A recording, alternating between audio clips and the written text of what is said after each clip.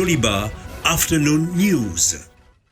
Mandat d'arrêt contre Karim Keïta, fils de l'ancien président Ibrahim Boubacar Keïta dans l'affaire du journaliste Birama Touré en 2016. Le papier journal, un avenir incertain, ils sont nombreux à préférer s'informer via les réseaux sociaux. À l'international Vatican, le pape François va bien après son opération du côlon. Mesdames et messieurs, bienvenue au journal sur Joliba TV News. Alors qu'il vit à Abidjan depuis le coup d'État contre son père en août 2020, Karim Keïta fait l'objet depuis hier lundi d'un mandat d'arrêt international dans le cadre d'une enquête sur la disparition de Birama Touré, journaliste malien. L'information a été confirmée par un responsable du bureau de la police judiciaire internationale à Bamako sous couvert de l'anonymat. C'est le doyen des juges d'instruction de la commune 6 de Bamako qui a saisi l'Interpol, l'organisation internationale de la police criminelle, pour arrêter et transférer à Bamako Karim Keïta dans le cadre de l'affaire Birama Touré. Des années après sa création, la paternité de la radio Peace FM est remise en question. Qui est le véritable géniteur de la radio? Le célèbre animateur Ouma Mariko nous donne sa part de vérité. Il est au micro de Moussa Tebile. Pendant 27 ans, j'ai tout donné. J'ai donné ma vie. J'ai donné mon temps. Et gérer une radio pendant 5 ans. Peace FM au début et Peace FM aujourd'hui en 2021. Il faut voir le travail accompli par toute une équipe, par toute une famille. Aujourd'hui, il y a quelqu'un qui se dit homme politique, qui est malien au même titre que moi, qui veut aujourd'hui prendre la paternité du bébé qu'on a enfanté ensemble, qu'il est parti avec ses occupations, qui m'a laissé dans les problèmes. 10 mois la radio fermée, je me suis battu pour chercher une autorisation, je suis allé déposer mes dossiers légalement. Et pendant 3 mois, ils ont eu tout le temps de vérifier tous les dossiers. On m'a délivré on m'a fait signer une convention le 1er juin 2018, signée par le président de la HAC, que je salue, que je félicite. La HAC n'est pas un ennemi à Omar Bariko. Mais ce que je demande, c'est de m'écouter, de comprendre. On était des partenaires censés créer une société, mais sur une base illégale. Parce qu'on a commencé d'abord le travail par des bases illégales. Par des bases illégales du moins. Il n'y avait rien de vrai. La maison dans laquelle la radio était implantée, ce n'était pas pour nous. Donc il y a trop de trucs. Moi, j'étais obligé de me battre parce que lui, il a autre chose à faire dans sa vie. Mais moi, je n'ai que la radio dans ma vie. Depuis un certain moment, le Mali fait face à une flambée des prix de denrées de première nécessité. Qu'est-ce qui explique cette hausse des prix? Notre reporter Adama Sadogo a fait un tour dans le marché de Abdalaï. Reportage. Le marché est cher. La phrase est sur toutes les lèvres. Ce matin, dans le marché de Amdalaï, situé en commune 4 du district de Bamako, les prix des denrées alimentaires connaissent une augmentation, ce que déplorent les commerçants. Le kilo de la viande coûte 3 000 francs. Or, avant, c'était à 2 200 francs, soit 2 300 francs. Avant, on prenait le kilo de l'oignon à 175 francs pour le revendre à 250 francs. Maintenant, le kilo est passé à 300 francs. Nous le revendons à 400. Avant, le bidon d'huile était à 13 500. Maintenant, le bidon est à 22 500. Nous vendons le litre à 1200 francs. Avant, je prenais le carton de poisson à 14 000. Il est passé à 23 000, souvent jusqu'à 24 000. Le kilo était à 1000 francs ou 1100 francs. Aujourd'hui, il est à 1300. Même son de cloche pour cette cliente. Dessus par la flambée des prix des denrées de première nécessité. Quand je viens au marché, je m'inquiète. Quand la viande devient chère, le poisson le devient automatiquement. Le kilo de la viande est à 3 000 francs CFA. Madame Mariam Kone est la présidente du Front contre la vie chère. Ce mouvement qui a déjà mené plusieurs luttes contre l'augmentation des prix des denrées alimentaires ne compte pas baisser la garde. Nous avons lutté contre l'augmentation du prix de pain. C'est durant le deuxième coup d'État, nous avons assisté à une augmentation des prix des denrées alimentaires. À la veille de notre sortie récente, nous avons été contactés par les autorités. Jusque-là, nous les observons.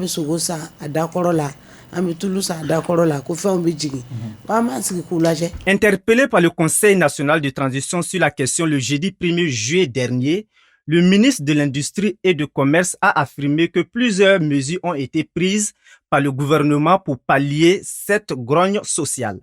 Des groupes armés de la CEMA et de la plateforme ont tenu la première rencontre du cadre stratégique permanent CSP le week-end dernier à Kidal. Une rencontre qui a été sanctionnée par une déclaration finale qui a l'allure d'un processus parallèle à l'accord d'Alger, suivant l'analyse de Aruna Salia Kone. Le jeudi 6 mai 2021, la coordination des mouvements de l'Azawad et la plateforme des mouvements du 14 juin 2014 étaient en conclave dans la capitale italienne. Après 2 jours de travail, le cadre stratégique permanent voit le jour, à travers une déclaration commune, dite déclaration de Rome. Les ennemis jurés d'hier se disent être aujourd'hui dans une dynamique de régler de façon consensuelle et à travers le dialogue toute question d'intérêt commun et problèmes pouvant entraver la cohésion sociale dans les vastes territoires du Nord Mali. Ces retrouvailles entre les ennemis d'hier inquiètent certains observateurs qui voient derrière cette démarche un processus parallèle à l'accord d'Alger. Pour cause, il est sorti de la rencontre de Kidal une intention des mouvements à unifier et coordonner leurs efforts en vue de s'occuper de la sécurisation du territoire qu'ils appellent l'Azawad. Cette initiative est semblable au mécanisme opérationnel de coordination MOC, un volet majeur de l'accord d'Alger. Le MOC qui peine à être opérationnel devrait déployer des bataillons mixtes composés de femmes et des groupes armés en vue de la sécurisation des personnes et de leurs biens. L'initiative du CSP risque de plomber davantage le MOC. En plus de cela, les deux mouvements se sont convenus d'avoir une position commune sur toutes les questions relatives à la mise en œuvre de l'accord. Une convention qui pourrait fragiliser et isoler davantage le gouvernement qui constitue une partie. En dernier lieu, le CSP annonce qu'il a été rejoint par la coordination des mouvements de l'inclusivité, qui est elle aussi signataire de l'accord d'Alger. Ces initiatives personnelles n'inquiètent pas le gouvernement, qui a même envoyé une délégation à cette première rencontre. Le directeur général de la police nationale a animé dans la matinée de ce 5 juillet un point de presse dans le but d'informer la population sur les différentes opérations menées par ces hommes. C'était à la direction générale de la police nationale. Reportage El Hadji Malik Guiteya. C'est la deuxième fois depuis sa prise de fonction que le patron de la police nationale se prête à cet exercice. Exercice qui avait pour but de faire le point sur les différentes visites effectuées à l'intérieur du pays et dans les 17 commissariats de Bamako. Pendant ces visites, j'ai à plusieurs reprises constaté l'insuffisance de moyens mis à leur disposition en ce qui concerne notamment les équipements informatiques. Il y a aussi urgence à rénover les locaux de certains de nos commissariats pour une meilleure sécurisation de nos personnels. Qu'à cela ne tienne, le directeur général de la police nationale est visiblement satisfait des résultats obtenus. Plusieurs de nos commissariats se sont particulièrement signalés par leur efficacité, que ce soit celui du 3e arrondissement, celui du 5e arrondissement, du 12e, du 17e, le commissariat de Kenyeba, le commissariat de Kita, pour ne citer que ceci. Plusieurs arrestations de délinquants, saisies de drogue et d'armes sont à mettre à leur actif. Ces résultats, selon lui, s'expliquent par une intensification des patrouilles. Ces bons résultats sont en grande partie dus à une intensification de nos patrouilles. Les patrouilles pédestres, les patrouilles motorisées, de jour comme de nuit, qui quadrillent, vous l'avez constaté, inlassablement Bamako et les grandes villes du pays. Toutefois, le directeur général de la police nationale a précisé le rôle important de la population dans la lutte contre l'insécurité. Cela a été rendu possible grâce à une étroite collaboration avec la population. La sécurité et l'éradication de la criminalité et de la délinquance est l'affaire de tous, pas de la seule police. Par ailleurs, le patron de la police nationale a affirmé l'acquisition de 105 pick-up Toyota et bientôt la fin des formations de 2994 jeunes policiers. 3250 seront recrutés courant 2021. La paire doit changer de camp, soutient-il. Comme la notion dans les titres au Mali, l'avenir du journal papier devient incertain et pour cause le manque d'intérêt à l'égard de ce média traditionnel. Nombreuses sont aujourd'hui les personnes qui préfèrent s'informer via les réseaux sociaux. Ce fait a de l'impact sur les patrons de presse et les distributeurs. Reportage Adama Sanogo. Le Mali compte plus de 200 organes de presse écrite. Malgré ce chiffre important de parution, force est de reconnaître que le journal papier n'est pas lu. Distributeurs, revendeurs et patrons de presse se plaignent de leurs conditions. Bon, les problèmes réels des journaux maliens, ça c'est d'abord, les prix est cher, ça c'est la première des choses. En même temps, les informations, il y a trop de journaux.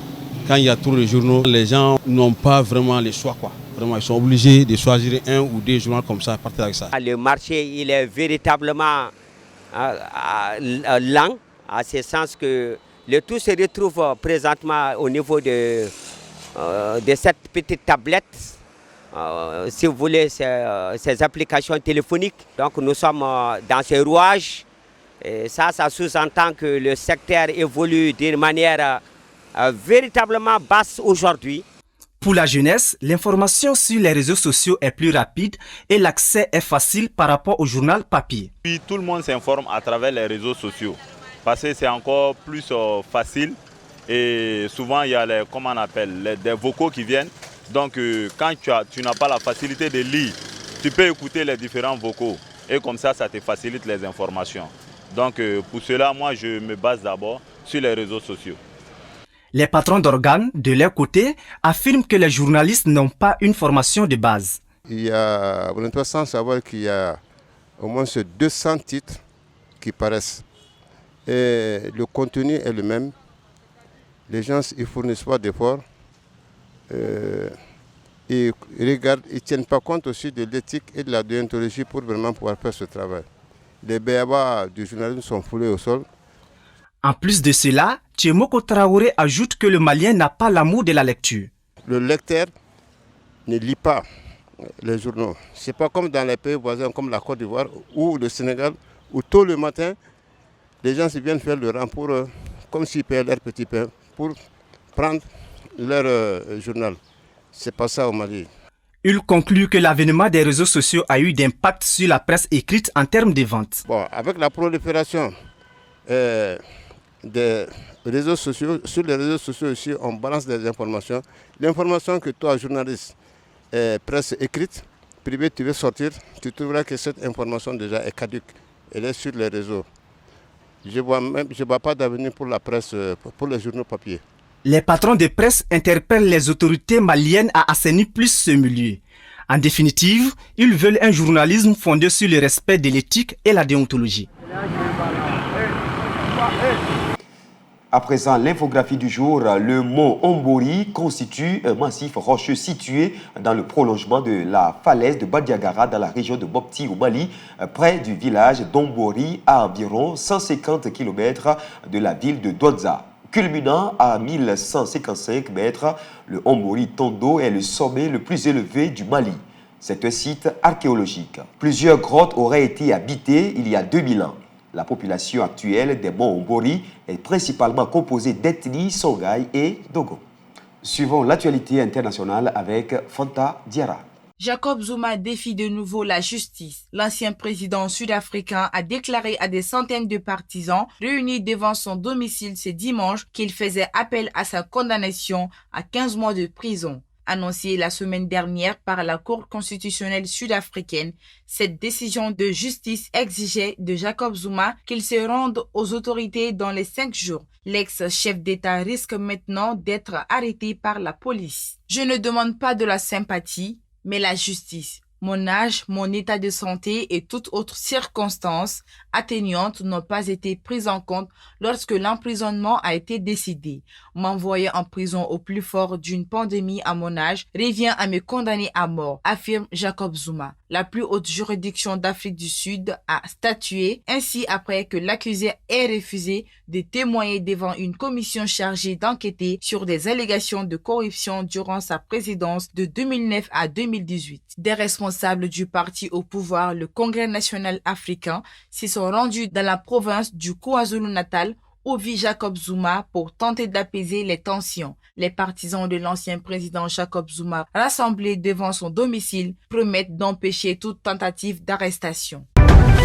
Le pape François a subi dimanche à Rome une intervention chirurgicale programmée pour une inflammation du côlon. Le Saint-Père a bien réagi à l'intervention conduite sous anesthésie générale. Le pape François, 84 ans, a été admis dimanche 4 juillet à l'hôpital romain à Gemelli, où il a subi selon un communiqué du Vatican publié peu avant minuit. Le pape François souffre d'une inflammation potentielle douloureuse des diverticules, hernie ou poche qui se forment sur les parois de l'appareil digestif et dont la fréquence augmente avec l'âge. Une des complications possibles de cette affection est la sténose, c'est-à-dire un rétrécissement de l'intestin. Le pape est arrivé vers 15 heures en voiture sans escorte, accompagné de son chauffeur et d'un proche collaborateur. Il pourrait rester 5 jours en convalescence dans une chambre du 10e étage de l'hôpital. En visite d'État en France, le président italien Sergio Mattarella a envoyé un message de soutien au pape en lui transmettant les pensées affectueuses de tous les Italiens. Et les manifestations de solidarité affluaient sur les sites Facebook de l'agence officielle du Vatican. Que l'Esprit Saint guide la main du chirurgien, écrivait une fidèle cilicienne. Dimanche midi, il a célébré la traditionnelle prière dominicale Regina Coeli à la fenêtre de la résidence Sainte-Marthe pour les fidèles rassemblés sous un soleil de plomb sur la place Saint-Pierre. Il semblait en bonne forme et réjoui d'annoncer une visite d'État en Slovaquie du 12 au 15 septembre. Son deuxième voyage à l'étranger seulement en 2021 après l'Irak en mars. Aujourd'hui, âgé de 93 ans, il vit reclus dans un monastère de la Cité du Vatican. Il est apparu de plus en plus fragile ces derniers mois, se déplaçant en chaise roulante et s'exprimant avec difficulté. Les autorités ont déclenché dans la nuit de dimanche à lundi la démolition du reste de l'immeuble de Floride, dont une partie s'est effondrée jeudi 24 juin, effectuant à ce jour 24 morts et 121 disparus. La tempête Elsa attendue mardi dans la région a augmenté les craintes pour la sécurité des secouristes au moins d'une explosion contrôlée. Les autorités ont décidé de détruire ces restes instables de l'immeuble de 12 étages de crainte qu'il ne s'écroule de façon incontrôlée lors du passage de la tempête tropicale Elsa prévue mardi en Floride. Les recherches des victimes avaient été suspendues samedi pour préparer la démolition. La majeure partie de l'édifice baptisé Champlain Towers South s'était écroulé en pleine nuit le 24 juin dans un nuage de poussière, l'une des plus graves catastrophes urbaines de l'histoire des États-Unis. Le président a évoqué des questionnements sur l'entretien et la structure du bâtiment, sur des travaux de construction à proximité, sur la montée des eaux. Un rapport notait dès 2018 des dommages structurels majeurs ainsi que des fissures dans le sous-sol du bâtiment selon des documents publiés par la ville de Surfside. Mesdames et messieurs, cette édition s'achève ainsi. Merci de l'avoir suivi. Très bonne suite de nos programmes sur Doliba TV News. Dans un instant, la météo, l'information en continu sur Doliba TV News.